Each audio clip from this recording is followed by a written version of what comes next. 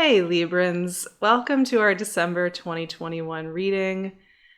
This year has been a journey. I think we can all agree that this year has been a journey. I know sitting down here in December, I have changed as a person since January 2021, and I've gotten really honest with the kind of work I want to put out there in the world, the kind of ways that I want to show up in spaces like this. It's pretty scary. It requires me to take some exploratory routes and see what happens. And it's not like today is going to be drastically different, but in my heart and in my energy, I am changing so deeply and wanting to do these readings from a place of nurturance, which has always been my thing, but I think I'm so uninterested and so bored by trauma-based drama when it comes to readings, like I can't even tell you. And so we're just going to see where this leads us today. The closeout to 2021 is really powerful. We are closing out 2021 with an eclipse in Sagittarius on the 4th, total solar eclipse. We are closing out 2021 with your ruling sign of Venus beginning her retrograde on the 19th, right around the time of the solstice in the sign of Capricorn. And of course, you'll probably be feeling that. That's probably the most important and poignant aspect of this month is going to be that Venus retrograde and the work being done in your fellow cardinal sign of Capricorn. This is going to be a really intimate retrograde for you all, where you will be diving into your inner mother, your inner sacred spaces, the places kind of stoking the furnace within you that is hidden. It's not for the public, it's not for the world at large, and yet is so essential for how we show up in the external world, and really the medicine of that, and incorporating and healing and nurturing that part. And I think it's going to be a really beautiful Venus retrograde. It's going to have us all looking at how we value the root systems that we have. And are those root systems nourishing us? How do we want to simplify and focus? How do we want to do things that are really meaningful? Not just fluffy, not just because we've always done them that way, but how do we want to build a beautiful life based on a sense of solidly knowing who we are inside? And like I said, this is going to be really intimate for you all in the coming weeks. So we're going to be working with that energy a lot in December. Jupiter is also leaving Aquarius after this year of spending time there and moving back into Jupiter at the end of the month. And of course, we have the solstice, the closeout to 2021, and Neptune goes direct at the very beginning of the month as well. So there's a lot moving and shifting here. There are new flavors coming in. There are new ways of moving through the world.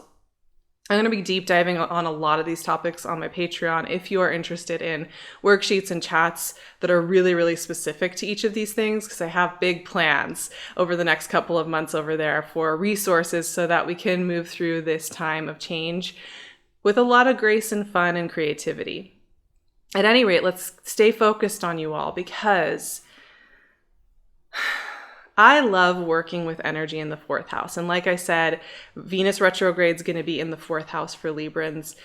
So is the sun moving into there. We have Mercury moving into Capricorn.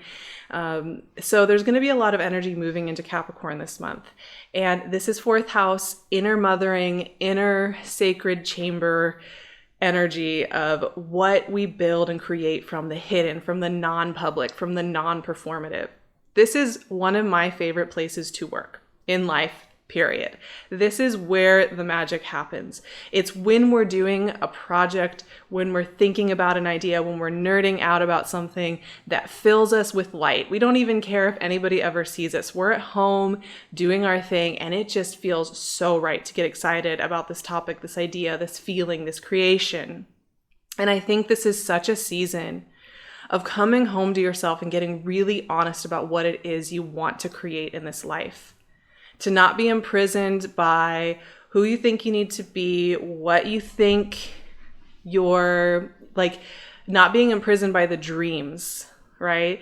That have morphed and changed, because we've morphed and changed. So if you had a dream maybe at the beginning of this year and you feel like you have to keep doing it that same way because that's what it's supposed to be, really use December to get totally radically honest just with yourself about what it is that really feels true and nurturing and nourishing to you, not what you just feel like you're expected to do, not what you're expected to keep up with the status quo. And actually, too, when I think about this Venus retrograde and I think about these themes of stability and expression via that deep root system, deep well of stability, I also think about, it's often referred to as like the mother wound, but the part of ourselves, right?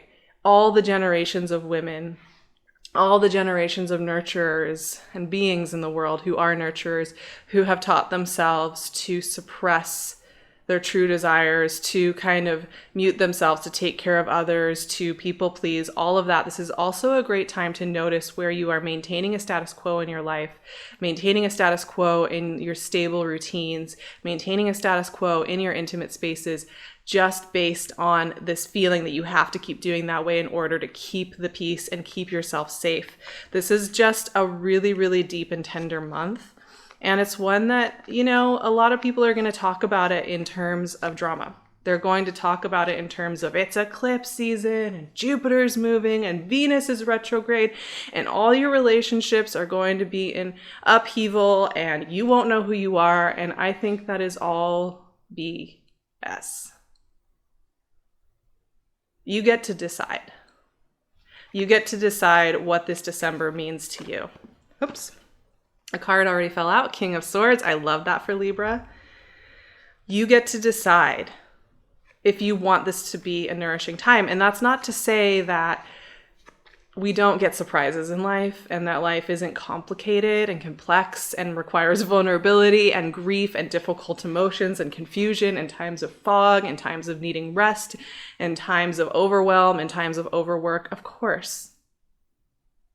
And it's not our job to perform perfectly and ritualize everything perfectly so that nothing bad ever happens, and that if we don't hold on to that perfect approach to December, that somehow we're going to force our lives to be perfect. And if we don't, then everything's going to fall apart. There's no pressures like that. And I think conceptualizing December as a time of divine grace, love, gentle ushering in of change, of a new season of life. You know, we're closing out. The last couple of years have been huge on a huge cultural level and on a personal level for each of us. Every year really is. But yes, there's been a vibe the last couple of years. And we are changing flavors. And Six of Swords. Let's pull one card also from our Oracle of the Hidden World Oracle deck to go with this. And we are changing flavors. And one of the ways I think that is important to change those flavors is to really consciously usher in from a place of peace and self-acceptance and grace and softness rather than agitation. And the card, the Light Priestess, came out. Ooh, the light is kind of, there we go. Okay. Yeah, I think it's so important. And with all the energy moving into Capricorn this month, with the Venus retrograde being so intimately tied to you, this is really a time to do just that, working from the inside out. Okay. A theme in the cards is clarity, which I love. I love that for Libra so much. It's awesome. We have the King of Swords, a deliberate leader, a deliberate speaker, a deliberate decision maker, right? This guy yields that sword in such a deliberate, clear manner. And he is sitting here with the Six of Swords, leaving behind the old shore. Six of Swords is one of my favorite cards, and I think it's one of the cards that requires us to trust ourselves that much more deeply.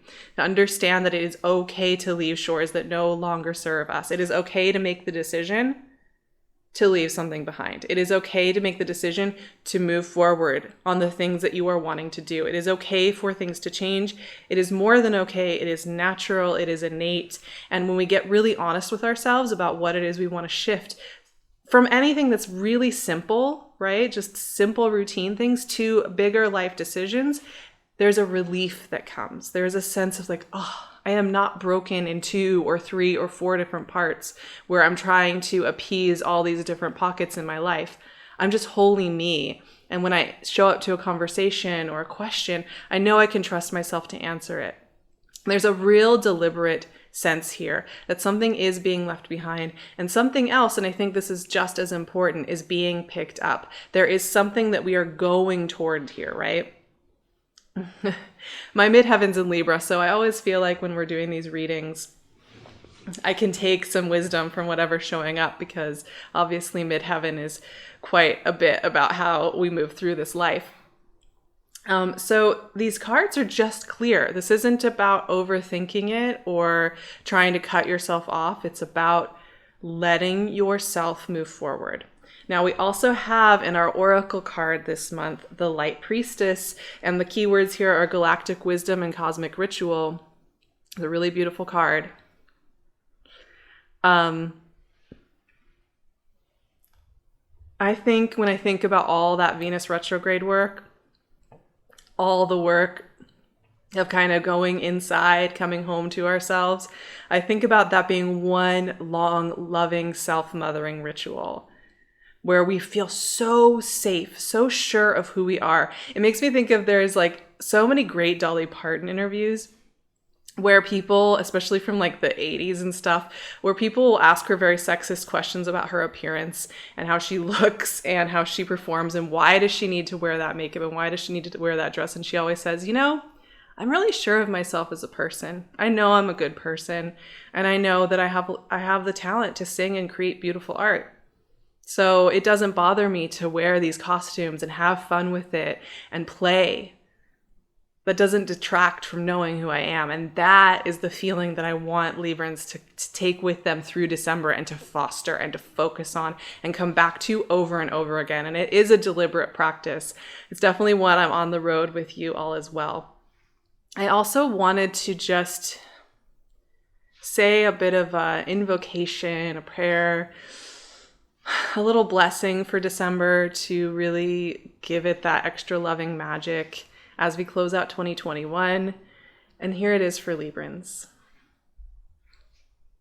As we close out this powerful year, may this be a time of coming home to yourself and building deeper trust with your inner child and all the parts of yourself.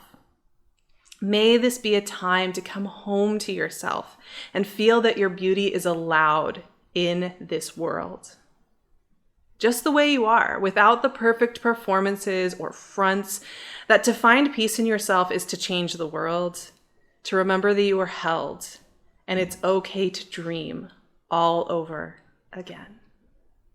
I want us to all find our wild free spirits again, and to find that from a place of this deep, warm lantern inside. And I think there's no better way to do that than to start fostering it here in December before we even begin a new calendar year. I will be offering up a whole bunch of extra support over on my Patreon if you're looking for guidance through Venus retrograde, through the rest of eclipse season, through into January when we have the North Node moving into Taurus, of the moon moving into Taurus. All of those things, I'm going to be offering so much support. I'm really excited about what's going to be happening there. I would love to see you there, and have a gorgeous December, my Libran friends.